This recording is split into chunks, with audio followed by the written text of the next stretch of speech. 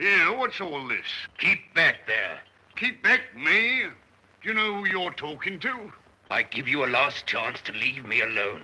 Give me a last chance. You've committed assault, this what you've done, and you can come along to the station with me. Come along now, come quietly, unless you want me to put the handcuffs on. Stop where you are. You don't know what you're doing. I know what I'm doing, all right. Come on. Get all of him. Lock him up. All right, you fools.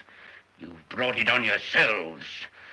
Everything would have come right if you'd only left me alone. You've driven me near madness with your peering through the keyholes and gaping through the curtains. And now you'll suffer for it. You're crazy to know who I am, aren't you? All right, I'll show you. There's a souvenir for you. And one for you. I'll show you who I am and what I am. Look, he's all eaten away. Huh? How do you like that,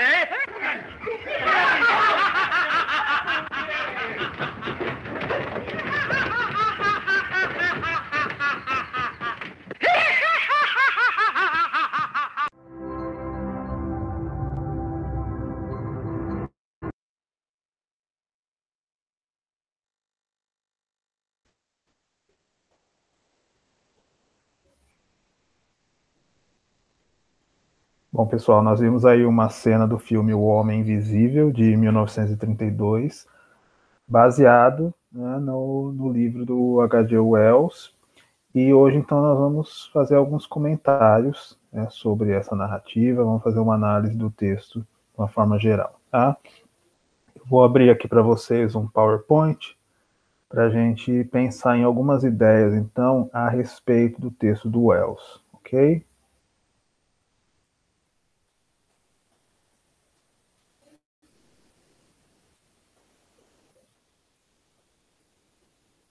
Bom, vamos lá então, já está aparecendo aí para vocês o PowerPoint, tá? Deixa eu só rodar aqui a abertura. Então, nós vamos seguir essa linha, né, que já discutimos aí com relação à obra do Wells, quando a gente fez a análise da máquina do tempo, pensando nos principais aspectos, né, desse texto com relação ao gênero, né, ao qual ele pertence, que é a literatura de ficção científica, tá? Mas antes da gente pensar nas particularidades dessa obra, eu queria fazer um exercício com vocês de textualidade a partir do primeiro parágrafo aí do romance, né? E como essa escrita do Wells, ela abre um leque de possibilidades antes de nós nos depararmos com a verdadeira vertente do texto, que é a ideia da ficção científica, né? Mas vejam como esse primeiro parágrafo da obra, ele nos dá aí uma possibilidades, né, de alternativas, de vertentes narrativas, do qual, né, uma delas vai ser a literatura de ficção científica, tá? Vamos ver aqui o primeiro parágrafo, eu vou ler para vocês. O desconhecido chegou no começo de fevereiro, num dia de inverno, debaixo de um frio cortante e da borrasca da neve. A última do ano, pisando o chão coberto de branco, aparentemente vindo da estação ferroviária de Bramblehurst, trazendo na mão, protegida por uma luva grossa, certa valise grande e preta. Estava agasalhado dos pés à cabeça, e a borda de seu chapéu de feltro macio cobria seu rosto inteiro, exceto a ponta reluzente do nariz. A neve se amontoava em seus ombros e seu peito, agregando uma crista branca à maleta preta. Ele cambaleou até a pensão Coach and Horses, mais morto que vivo, e largou a valise no chão. Então esse é o parágrafo inicial, né, do primeiro capítulo da obra. E aí vamos pensar nesse contexto, né? Antes de nós termos aí a certeza de que se trata de uma narrativa de ficção científica. Quer dizer, quais os gêneros que poderiam surgir a partir dessa estrutura, a partir dessa cena, né, e aquilo que o narrador descreve para nós, tá? Vamos pensar o seguinte, então. Poderia tratar-se de um romance policial com um suspeito fugindo de um crime cometido ou chegando para pôr em prática seu intento de roubo ou assassínio. Tá? Então, dentro dessas possibilidades de construção narrativa, né, de organização da intriga, essa seria uma cena clássica, por exemplo, de um romance policial, né? Ou o personagem está chegando para cometer algum tipo de crime, ou ele fugiu de alguma localidade, né? Quer dizer, ele já cometeu o crime, já cometeu o assassinato, o que quer que seja, e ele está fugindo e chega a essa cidadezinha, né? Conforme a descrição aí da cena.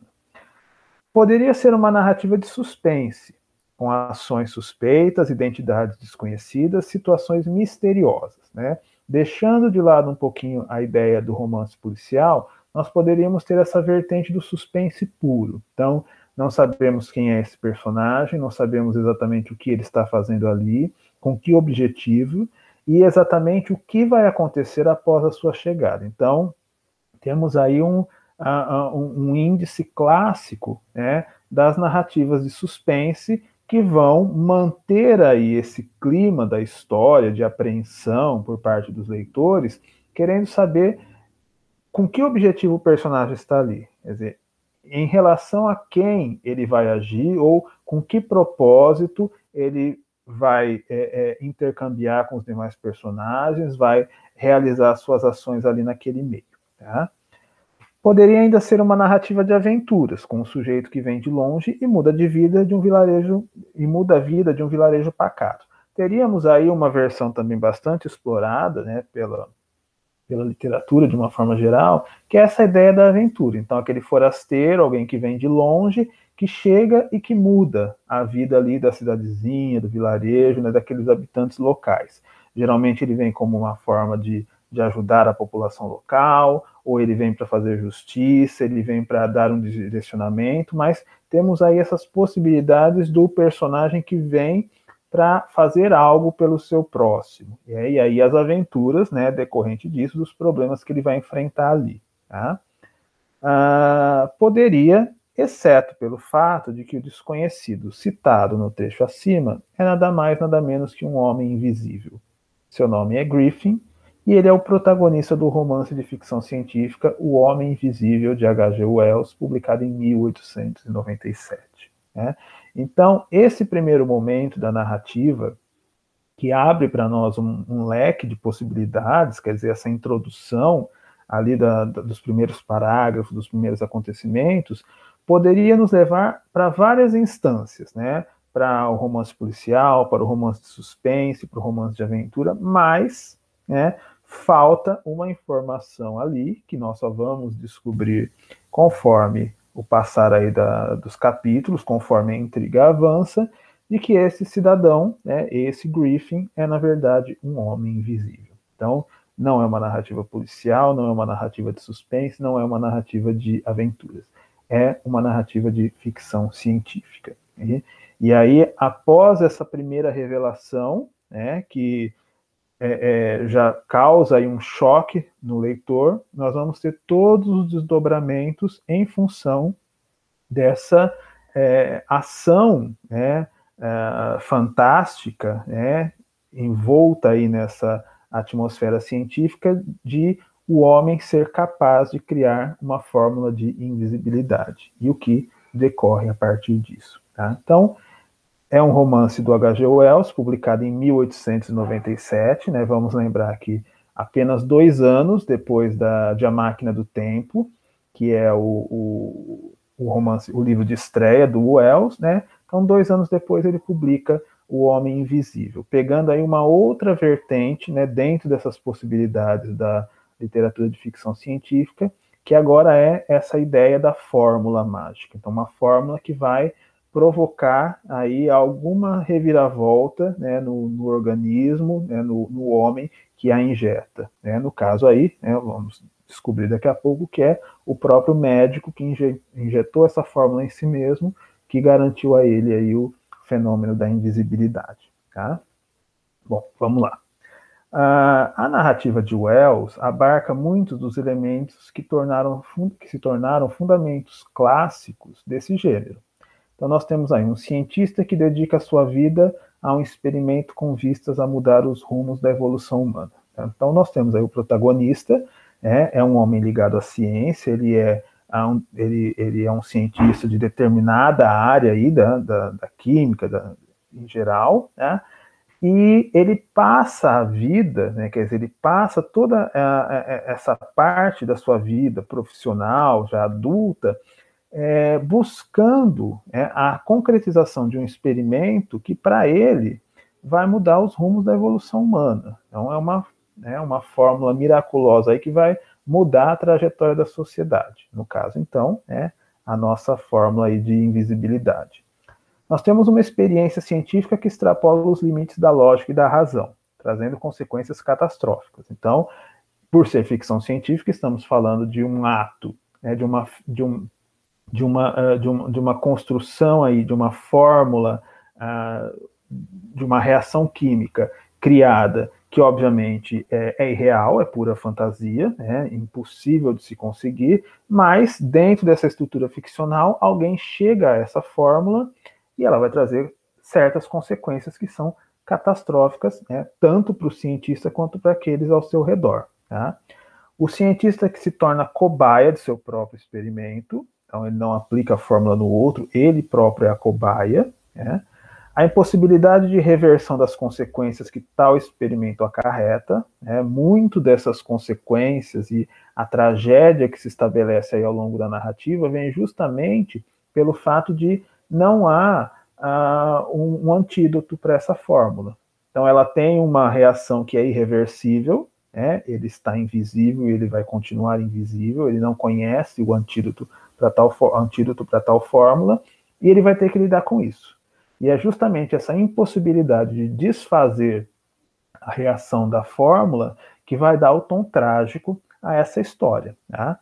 O processo de loucura, em que esse cientista vai cada vez mais se afundando, o pânico e o terror que passam a tomar conta da população diante da descoberta da aberração que esteve ao lado deles, imperceptível até então.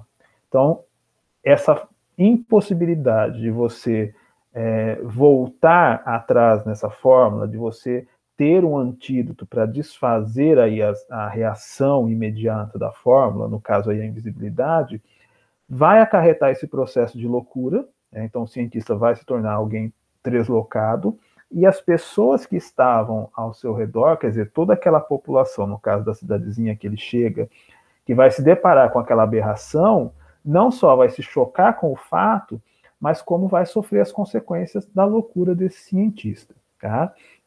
Essa técnica aqui descrita, da fórmula, das consequências catastróficas, do cientista louco, das pessoas que sofrem por estarem ao seu redor, ela já foi muito utilizada na literatura antes do H.G. Wells. Nós podemos pensar em dois textos que se enquadrariam perfeitamente nessa linha aqui de análise, que são, por exemplo, o Frankenstein, da Mary Shelley, que vai trazer exatamente um problema muito parecido. Então, aquele médico, o Dr. Victor Frankenstein, que acha que vai mudar os rumos da sociedade, da humanidade, criando vida a partir da matéria morta. Então, os experimentos que ele faz para criar um ser humano a partir de restos de cadáveres, e aí todo esse processo de catastrófico, trágico, no qual ele se envolve. No caso do Dr. Victor Frankenstein, a criatura que se volta contra ele, que vai destruir a sua família, que vai persegui-lo até o fim dos seus dias. E, obviamente, essa ideia, então, de uma criatura, de uma monstruosa criatura, solta pelo mundo por conta dos devaneios desse cientista. Tá? Um outro texto, mais contemporâneo aí do H.G. Wells, também da literatura inglesa, é o Estranho Caso de Dr. Jekyll e de Mr. Hyde, do Robert Louis Stevenson, aqui nessa obra que, na verdade, é um volume com a obra completa dele, todas as publicações dele. Então, a novela, O Estranho Caso do Dr. Jekyll e de Mr. Hyde, aqui no Brasil, traduzida como O Médico e o Monstro, também pega essa linha, né, do médico que quer criar uma fórmula ali miraculosa. No caso do Dr. Jekyll, ele quer separar a porção boa e a porção má do ser humano, e ele, a partir dos seus experimentos, ele cria uma fórmula que o transforma numa outra criatura, né, chamada de Edward Hyde, ou Mr. Hyde. Então, o médico, o Dr. Jekyll, que toma a fórmula, e aí vai se transformar naquela criatura, né, muda suas feições, uma criatura má, perversa, que vai sair pelas ruas de Londres cometendo todo tipo de crimes, né? E aí, passado o efeito da fórmula, ele volta a ser o Dr. Henry Jekyll, né? Até o momento em que as reações da fórmula passam a ser incontroláveis e ele não consegue mais desfazer o efeito, quer dizer, ele fica, né, preso à personalidade do Mr. Hyde até o seu final trágico, tá? Então, também um texto que passaria por todas essas vertentes propostas aqui e que segue essa linha, né, da fórmula, do cientista, da sua loucura e das consequências trágicas, tá? Então, aqui, nessa obra, nesse volume, né, que tem as obras completas do Robert Louis Stevenson, nós vamos ter, além dessa novela, né, que é a que eu estou citando, outros textos, né, outros contos e outras novelas, né, desse autor tão importante aí da literatura inglesa. Tá? Vale lembrar que ele é o autor, por exemplo, também de obras como A Ilha do Tesouro, né, mais aí para o público infanto-juvenil. Mas tanto o Médico e o Monstro quanto o Frankenstein, então, seguiriam de perto essa linha que nós vamos encontrar aqui no Homem Invisível do Wells. Tá? Vamos avançar um pouquinho aqui na nossa análise. Embora seja a grande obra quando se pensa no tema em questão, o romance de H.G. Wells não é o primeiro a se debruçar sobre o assunto da invisibilidade e suas consequências imediatas. Então, é o grande texto, né, é o mais popular aí pegando essa temática, foi muito copiado aí ao longo do século XX pelo cinema, né, nós vimos aí uma das adaptações para as telas do cinema, mas não é a única, nós temos outras, inclusive mais recentes, tá? Mas ele não é o primeiro dessa linha. Então, antes do Wells, outros escritores já falaram sobre esse assunto, só que não ganharam, né, a popularidade que esse autor ganhou. Então, a gente pode citar, por exemplo, aí, né, o escritor inglês teve como fonte outras obras que já resvalaram por esse terreno, né? Dentre elas, nós temos o poema Os Perigos Invisíveis da Invisibilidade, do W.S. Gilbert. Nós temos o conto What is What It, do escritor irlandês Fritz James O'Brien, e um conto de terror, né, da literatura francesa, que é o Orla, do Guy de Maupassant. Então, todas essas obras que surgiram antes do Homem Invisível, que já trataram desse assunto, né, já trouxeram para a literatura esse tema da invisibilidade, e que o Wells conhecia muito bem, então ele toma esses textos, né, como referente, como fonte para a criação aí da sua obra. Só que, né, em termos de reconhecimento, de popularidade, né, a grande obra que faz menção a esse assunto é O Homem Invisível do Wells. Tá bom? Bom, sobre o romance de Wells, afirma o tradutor Tiago Lins: O Homem Invisível não é somente ficção científica, em sua quintessência. É também um belo livro sobre solidão, incompreensão, sobre dar as costas à humanidade. As consequências dessa escolha nem sempre favorecem o protagonista, como muitas vezes nos atesta a boa literatura.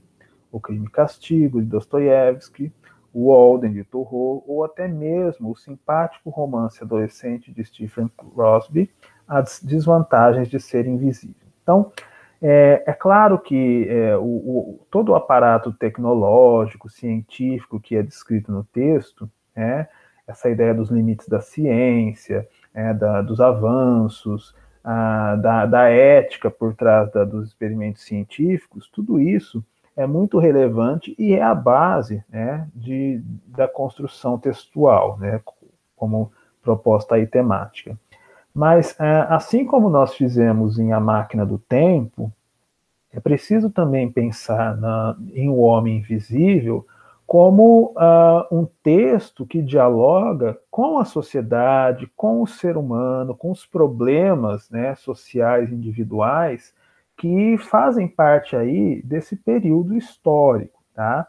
Vamos lembrar que na nossa análise de A Máquina do Tempo, nós tínhamos ali naquele futuro longínquo visitado pelo viajante do tempo, uma sociedade dividida em duas classes, né? Os Morlock e os Eloi. Então, os Morlock, que viviam nas profundezas, que eram carnívoros, que se alimentavam dos Eloi, que eram aquele grupo mais pacífico, que vivia na superfície, inocente, sem grandes preocupações e facilmente controlados pelo grupo rival. Tá?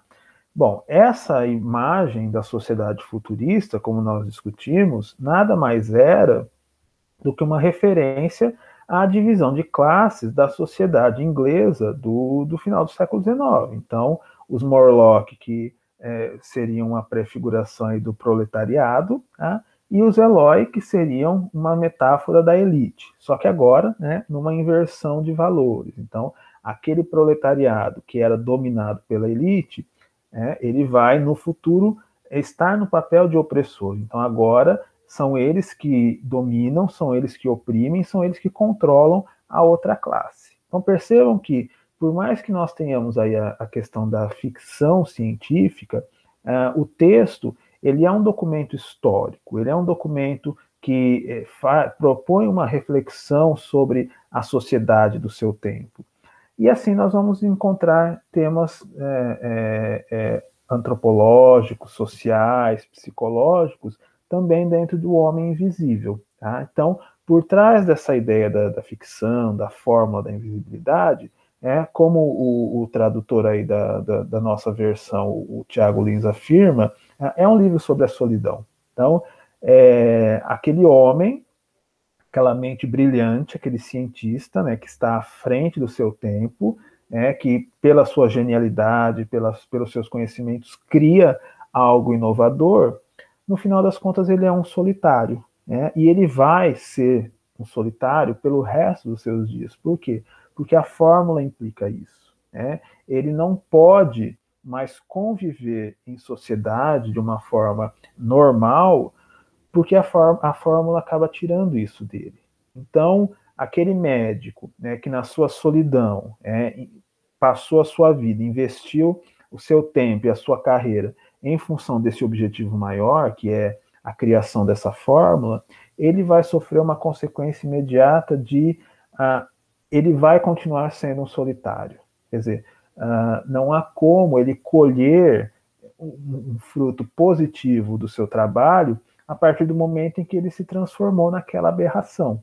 Então, ele é uma pessoa que está no meio dos outros, mas ele vai viver sempre como um isolado, porque as pessoas não veem, e quando descobre, as pessoas têm medo, elas querem dar cabo dele, todo mundo entra em pânico, isso vai acelerando o seu processo de loucura, então ele deixa de ser aquela figura mais pacata e se transforma em alguém muito violento, e isso vai se voltar contra ele, quer dizer, ele vai ser caçado, ele vai ser perseguido, até que ele acaba morrendo. Então, esse tema da solidão, ele é muito importante ali na história do Homem Invisível. Tá? O tema da incompreensão, então, se de um lado nós temos a figura do cientista louco, do outro nós temos a sociedade que não aceita a convivência com aquilo que é diferente, com aquele que é diferente. Então, esse homem invisível, do pânico, nós vamos passar ao ódio, à raiva. Então, a primeira reação das pessoas é ter pânico, é fugir dele. Depois, quando as pessoas se sentem ameaçadas, o que elas vão fazer? Elas vão caçá-lo, elas vão tentar se livrar dele. Então, é essa incompreensão que vai também motivar o desfecho trágico da história. E aí, tudo isso leva ao terceiro ponto aí, que é dar as costas à humanidade.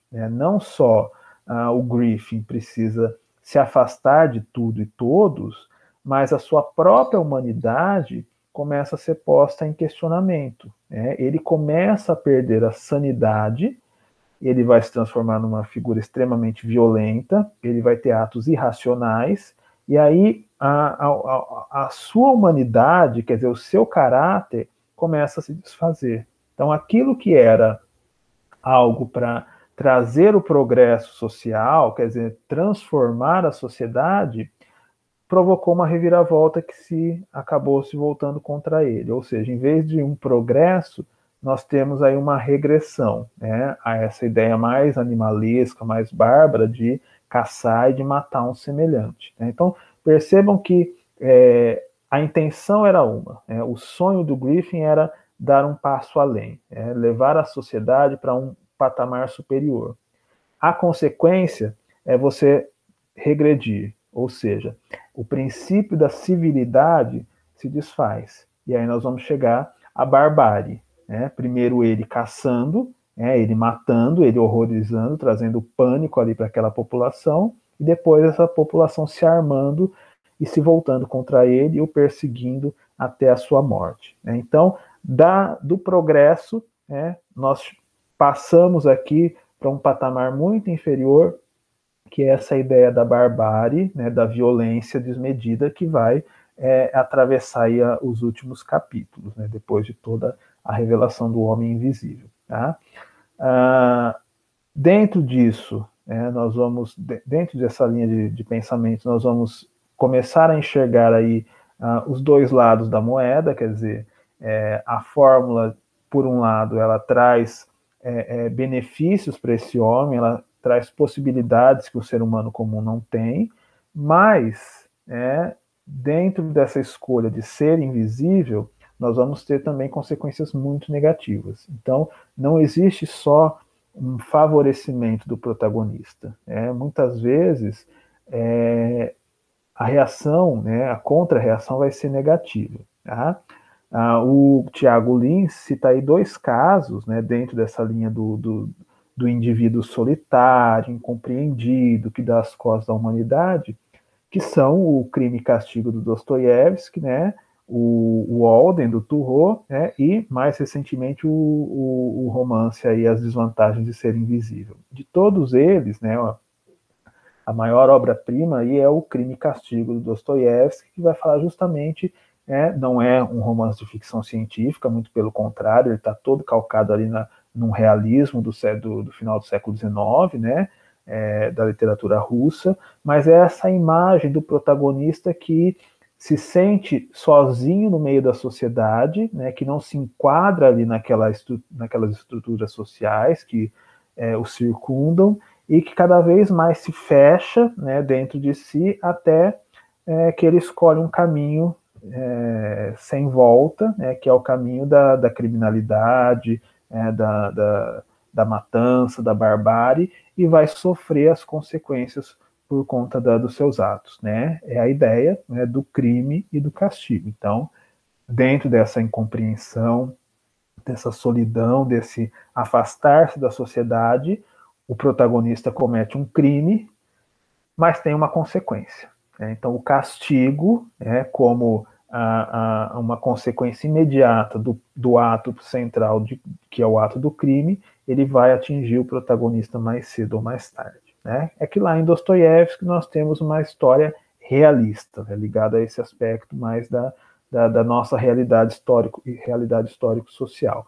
Aqui, no Griffin, no Homem Invisível, né, nós extrapolamos a realidade porque entramos no plano da ficção científica, tá? Mas ainda assim persistem esses temas. Tá? Bom, finalizando aqui, né, para Griffin, a utopia da invisibilidade pode ser sintetizada em 3 fatores por ele manifestos em determinado momento da narrativa. Então, é o próprio personagem que situa para nós quais seriam, né, os objetivos ou quais seriam as metas por trás dessa utopia da invisibilidade. Então ele vai falar do mistério, do poder e da liberdade, que são os 3 elementos que ele adquire a partir do seu status de homem invisível, mas também que são os responsáveis aí pela sua derrocada, quer dizer, pela sua queda e aí o seu final trágico. Né? Então estamos aí diante do mistério, né? a fórmula que ninguém tem acesso, um conhecimento que está além da capacidade do ser humano, então aquela mente privilegiada que construiu algo além da nossa realidade e que é inacessível, porque ninguém mais conhece tal fórmula mágica, né, tal fórmula miraculosa.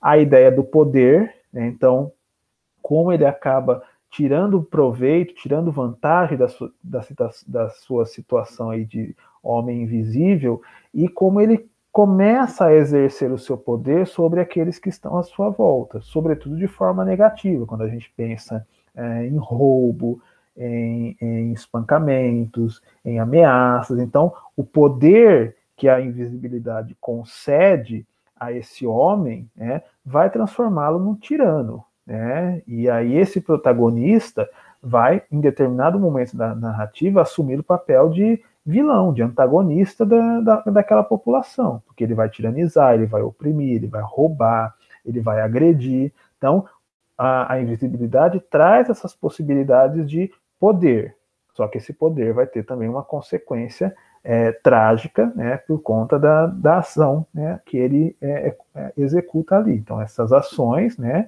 que vão ter reações que se voltam, obviamente, contra ele. Né?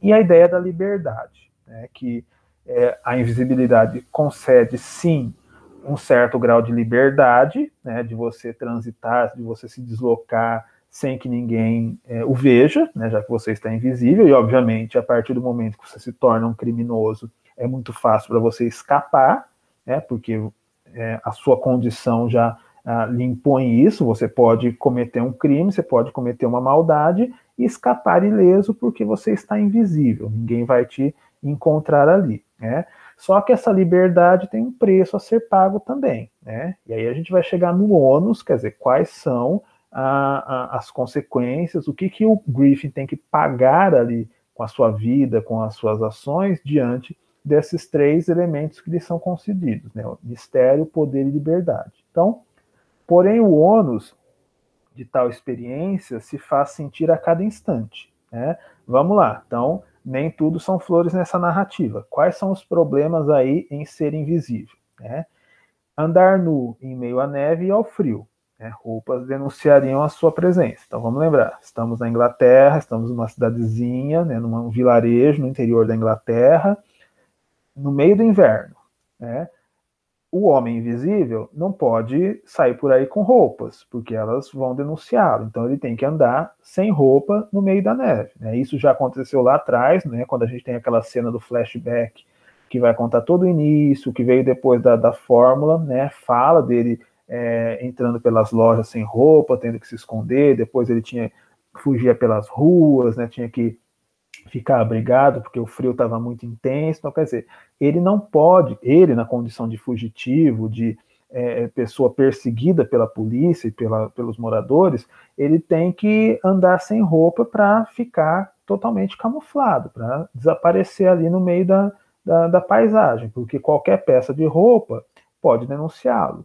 Só que isso no inverno, e no inverno inglês, é extremamente complicado, pensando na neve, né, andar descalço, sem roupa na neve, e o frio que lhe acomete por conta disso, tá?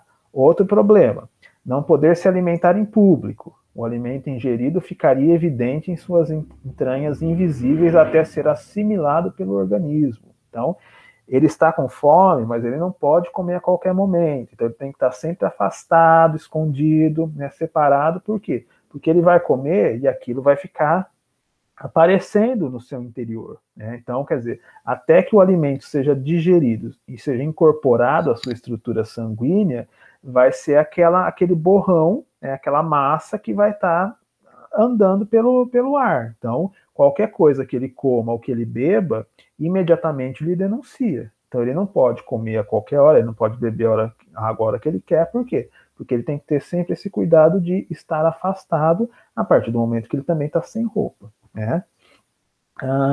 Escapar das chuvas, né? A água evidencia sua silhueta. Também temos uma cena marcante, né, em que ele precisa se abrigar, porque as gotas da chuva denunciariam ali a sua silhueta e provocariam, né, o choque ali coletivo de quem estivesse no local. Então, mais um problema, ele não pode andar, né, fugindo, escondido ali das pessoas, debaixo de chuva. Tem que ter, se não tiver um bom tempo, ele tem que ficar abrigado, né, e ele precisa só caminhar em locais secos, né, para justamente também não ter a questão da pegada, do molhado. Então, quer dizer, vejam que ele, na condição de criminoso, de fugitivo, já tem uma série de problemas e de fatores que poderiam levar à sua captura, né? Então ele não pode usar roupas, ele não pode comer a qualquer momento, ele não pode se deslocar quando tiver chuva, quando tiver garoando. Então há uma série de limitações aí também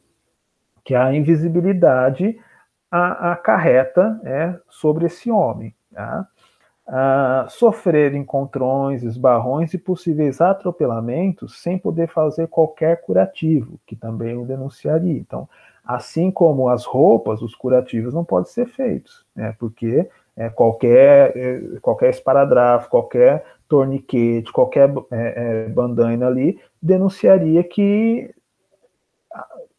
denunciaria a sua presença, né? E vamos lembrar um fator importante, quer dizer, a questão do corte, né? Quando escapa sangue do seu corpo, o que acontece? O sangue volta à visibilidade, quer dizer, a matéria morta volta à sua condição anterior, né, de ser visível.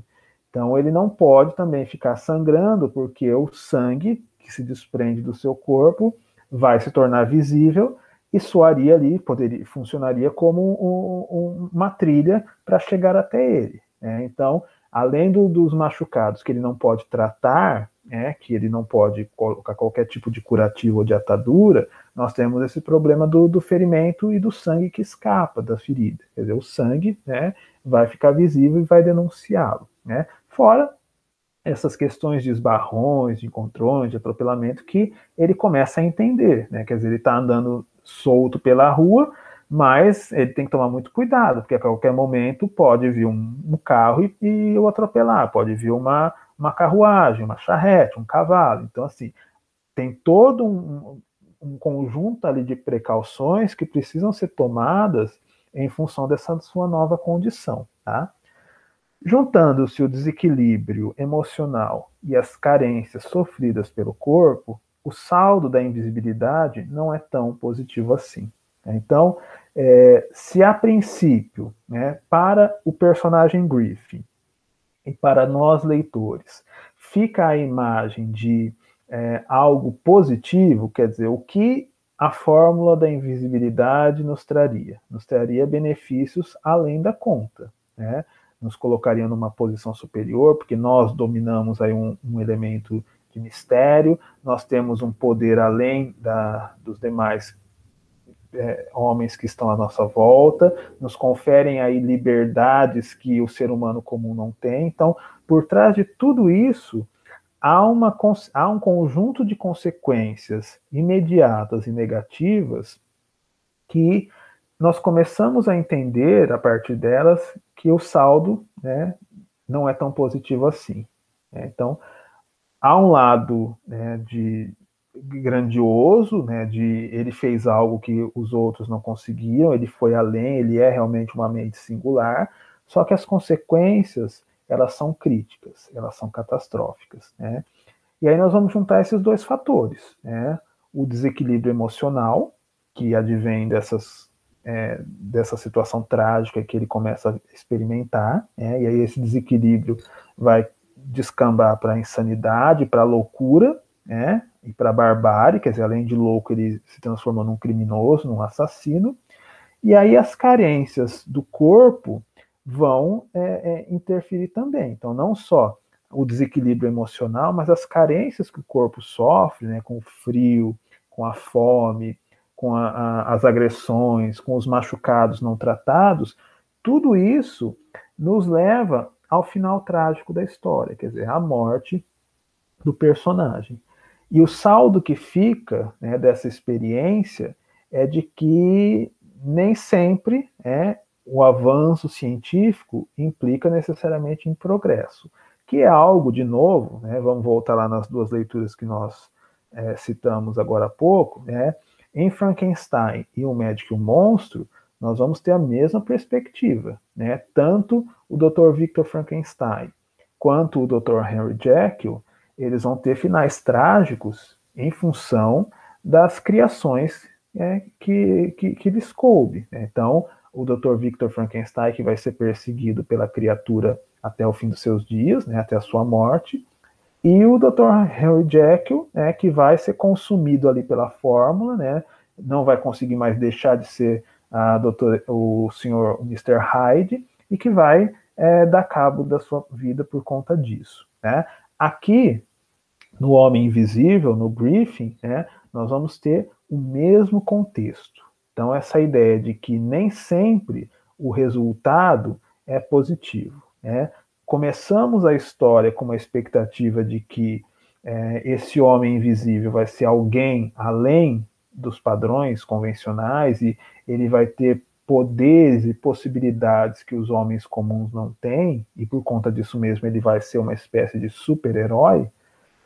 Só que o andar da narrativa nos vai mostrar exatamente o contrário, né? E como que aquilo que era para ser algo grandioso, algo positivo, vai se transformar, né, num conjunto de situações críticas, catastróficas, trágicas, que vai levar àquele desfecho. Quer dizer, os limites da ciência, né, e a questão da ética por trás desses limites e o que convém ou não ao ser humano, estão a todo momento ali sendo colocados ao longo da história, né?